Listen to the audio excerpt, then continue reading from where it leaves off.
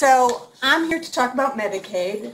Some of you are going to recognize some of the slides from the classes because I see some of my former students in here. But I want to talk about Medicaid, and I want to start by giving a historical perspective of the Medicaid program. Medicaid program started at the same time as Medicare in 1965. It was the program designed for low-income people. But as most of you know, it was not designed initially for all low-income people. It was designed for some low-income people.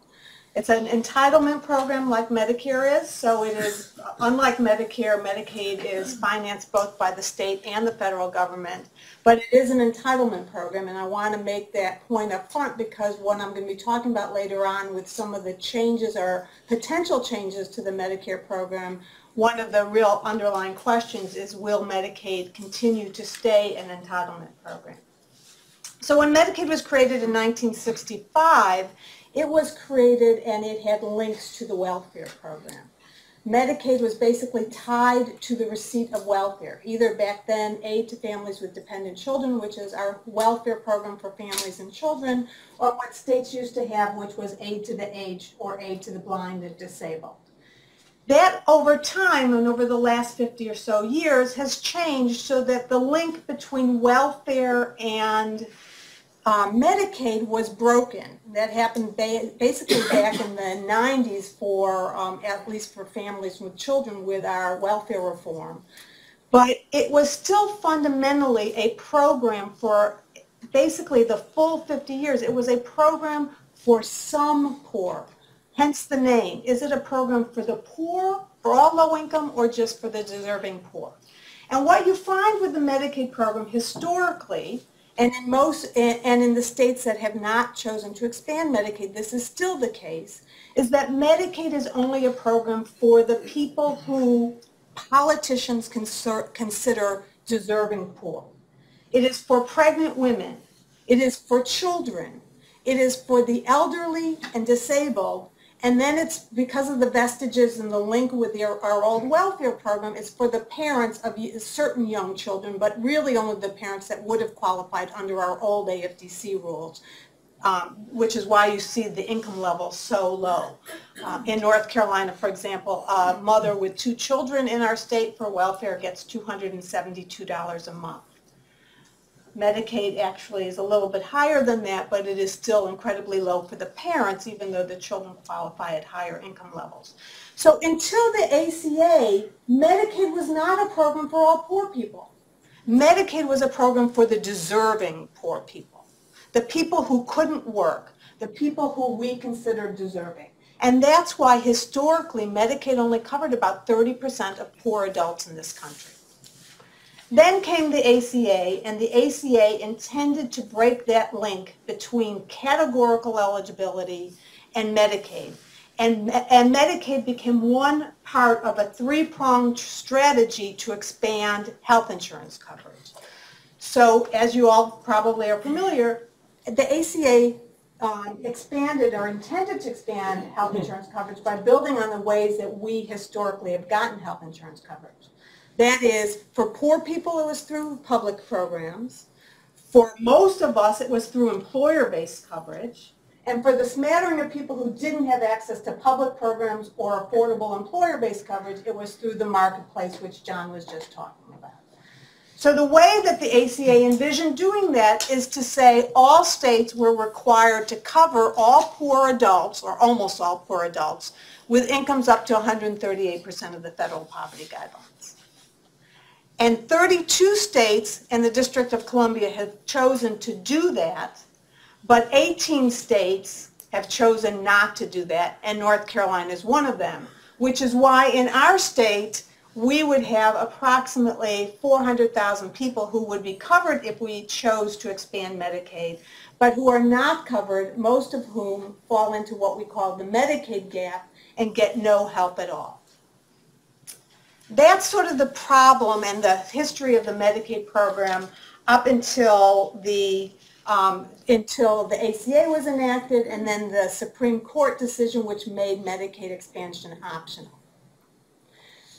So that brings us to last year, back to the point that John was saying. This was part of the ACA. The ACA has expanded Medicaid. Most states have chosen to expand Medicaid. Some states have not. Then we have the election in 2016 and a change in the administration. And what Congress decided to do was not just go after the ACA, but to go after Medicaid. Because Congress didn't just dislike the ACA, they disliked entitlement programs. And they disliked Medicare, but they knew they couldn't touch Medicare. So they thought they could go after Medicaid. And what the proposals that John was talking about, and he talked about how they tried to repeal parts of the ACA, but they also intended to make fundamental changes to the Medicaid program by changing the underlying nature of the entitlement promise, the promise that if you met the eligibility requirements, that you would get covered. They were attempting to change that from an entitlement program to a block grant or to a per capita allotment, which basically means a limited amount of money per person depending on the type of person you are. Now we have history. I just want you all to know, many of you may not know this, but we have a history of block grant programs in this state and in this country. The NC Healthchoice Program is our CHIP program, which is a block grant, a limited pool of money by the federal government. And North Carolina was the first state in the country to freeze the program when we ran out of federal money in 2001. And for a period of almost 10 months, no new children could enroll in that program because we ran out of federal monies. And the CBO, when they looked at those different proposals that Congress was proposing in last year when they were talking about health care reform, the CBO estimated what would be the impact of those proposals. And those proposals that John talked about earlier showed that between 14 and 23 million people would lose health insurance coverage, and a good proportion of that was through the Medicaid program, not just the ACA. And in fact, those proposals would have saved the federal government money, but almost $800 billion of cost savings over a 10-year period would have come through cuts to the Medicaid program. The Medicaid program cuts would have helped pay for the tax reform and the tax proposals that John had talked about earlier. The good news is, if you like Medicaid, which I personally do, the good news is that Congress didn't get this through for the reasons that John talked about. John talked about the ACA side of it. The other part of it is that there were Republican governors who were advocating to keep Medicaid the way it was and not to change the Medicaid program and not to get rid of the Medicaid expansion because they knew what was going to happen in their states that had chosen to expand Medicaid. So we thought this was over. I was talking to another group yesterday and I said on October 1st, when the new fiscal year came around and we didn't think that they were going to be able to go after the ACA anymore and we didn't think they were going to go after Medicaid, I did my little rain dance. I thought, okay, we're done. We don't have to worry about it. We knew budget reconciliation was going to be limited to tax reform. We didn't have to worry about it anymore. Lo and behold, that what we are seeing now is not healthcare reform through the legislative process, it is healthcare reform through the administrative process. And when John talked a minute ago about all the changes that they're making in the marketplace to try to undermine the financial security of the marketplace, they are making equal changes in the Medicaid program through what is called the waiver process. It's called an 1115 demonstration waiver, and through that process, essentially what the administration is trying to do is to move us back to that old type of welfare program where we limit it to the deserving poor. So what are some of the proposals that are being considered and are being approved by the federal government? The one that you all probably heard about is the new work requirement. So you can't get Medicaid unless you're working. Under the ACA, we were trying to link it, to de-link it. We were trying to make Medicaid the health insurance program for low-income people, just like most European countries have, where they have that social safety net. You don't have to prove whether you're working or not. Under these proposals, they're trying to say it's okay to put a work requirement in Medicaid, and if you don't meet that work requirement, we can exclude you. Another thing they're trying to do, remember before I said Medicaid is an entitlement program, if you were eligible, you would continue to get it. One of the things that they're trying to do is put time limits. Some states are proposing to have time limits for the Medicaid program. So it's no longer an entitlement program, but we'll only give it to you like we do for welfare. They have a model. We'll only give it to you for 5 years or however long it is. And then after that, you're no longer eligible for it. Or they're charging excessive premiums. Now, almost anything is an excessive premium when you're talking about somebody who's living at $200 a month or $500 a month. They don't have a whole lot of income. We know, again, from the CHIP program, Becky and I were involved in evaluating our CHIP program when it was first put in.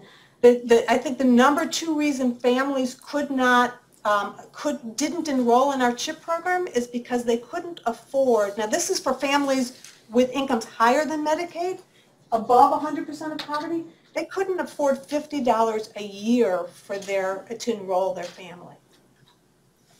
If they can't afford a one-time enrollment figure of $50 a year or $100 a year for 2 or more kids, how are you going to pay monthly premiums? And many of the states are imposing higher premiums, and then if you can't pay the premium, they will lock you out for 6 months. So there are a lot of proposals that are being approved under the Trump administration, under CMS, that is trying to take our current Medicaid program, which is an entitlement program, and move it back to those days of the deserving poor, and even move it further back to being no longer a really full entitlement program.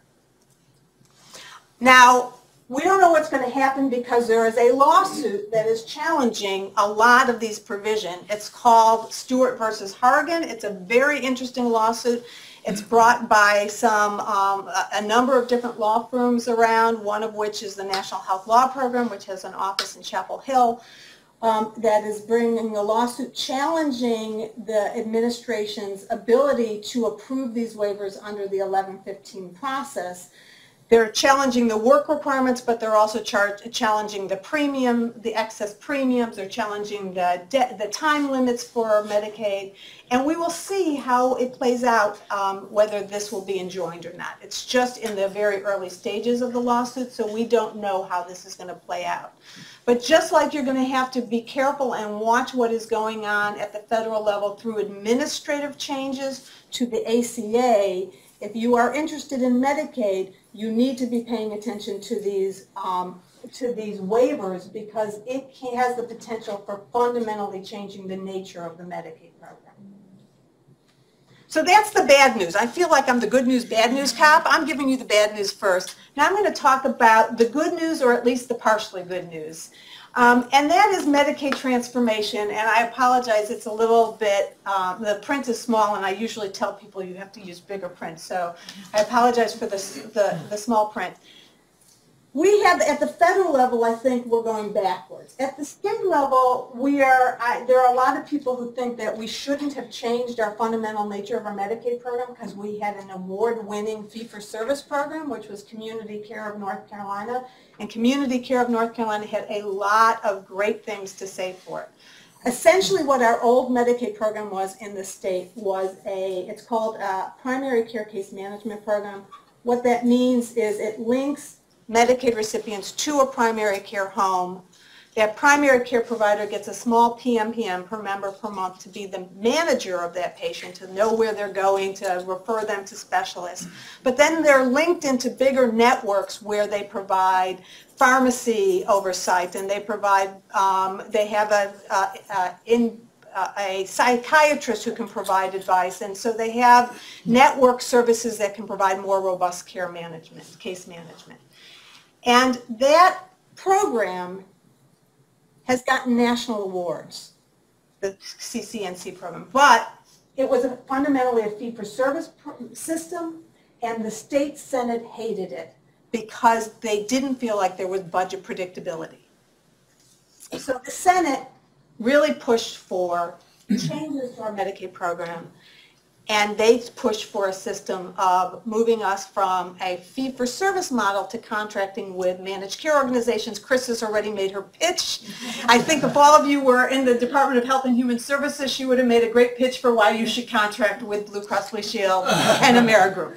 But we are now going to the point with what we're calling Medicaid Transformation. And what the state law required was for the state to contract with managed care organizations, but not just commercial managed care organizations, but with something we're calling here in North Carolina provider-led entities, PLEs, which is essentially by any other name an accountable care organization. So they're looking to contract with both commercial managed care organization and provider-led organizations that can then manage the care of the patient population. So why do I think this is good news, bad news, or potentially good news? Because there were some problems in our fee-for-service system that this is going to address. I don't know yet how it's going to play out. The bag is really mixed in other states that have Medicaid managed care. Some of them are good and some of them are not so good. But I have a lot of optimism about who is leading this effort in our state Department of Health and Human Services. And if you stay for the reception, you will hear from Christine Link-Young. She's one of the people who is taking a lead on this.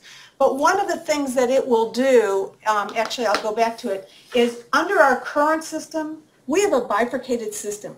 We have a system for here down, for the body, and we have a system for the head up. So if you have a behavioral health problem, you go into a totally separate system. And if you have a physical health problem, you go into a different system. And if they want to talk to each other, they have to do a little Mother May I dances, and it doesn't work very well. And if you talk to any providers, they'll tell you it's really hard to provide whole person care. So one of the things that we are trying to do as part of this transformation is to relink the head and the body so that we can provide whole person care, and that the managed care organizations, whether they're regular managed care organizations or targeted managed care organizations for people with behavioral health needs, will take care of everything. Your physical health, your mental health, your substance abuse problems, and IDD, services for people with intellectual and developmental disabilities. And I think that's a really positive step forward. The second thing that it's going to do, which I think is really exciting, and this is where the waiver from the federal government, we're waiting to see whether it gets approved or not, is the state is asking for a waiver to be able to use between $350 and $500 million over 5 years to address social determinants of health. They are looking, and this will be on a regional basis, and everybody in the region is going to have to work together. So it's not we're going to give it to this managed care organization or that managed care organization. It's going to be multi-county, all the providers in that area are going to need to work together on this. And they're really looking at targeting transportation, housing, food insecurity, and toxic stress, which is domestic violence, child abuse and neglect. It's those types of issues. ACEs, for those of you in public health, adverse childhood experiences. They're trying to deal with that. And then the third thing is that they are really going to have a much more, they envision a much more robust care management system that is going to be providing enhanced care management, and for those practices move towards value-based purchasing so that you can in fact have some extra resources to be able to hire the social worker on staff, or to be able to bring in the nutritionist on staff, or to be able to go out to the community, hire community health workers, because you have that flexibility to be able to really address the needs as they are. The final thing I'm going to end on, and I have been, John and I who were just talking about this the other day, is that I said before we're one of 18 states that have not expanded Medicaid. I'm a little more optimistic than I have been that we may move to Medicaid expansion, particularly if we don't see any real threats at the federal level to get rid of Medicaid. And that's because I'm starting to hear provider groups that were really timid initially in terms of going after Medicaid expansion. The Medical Society, this is one of their top priorities. I think the Hospital Association now is going after Medicaid expansion. They weren't initially because they were too afraid of retribution. There is a new coalition, Care for Carolina, that is working, trying to reach out to the business community to try to get the non-traditional folks to really work on potentially expanding Medicaid. I will end with my prediction, which is I don't know whether we'll have Medicaid expansion, but if we do have Medicaid expansion, it will look just like all of those other things that I just showed you. There will be work requirements, there will be premiums, but it will be a foot in the door to help get us there so that we can expand it. So I'm going to end with that, and I'll be glad to take questions later on.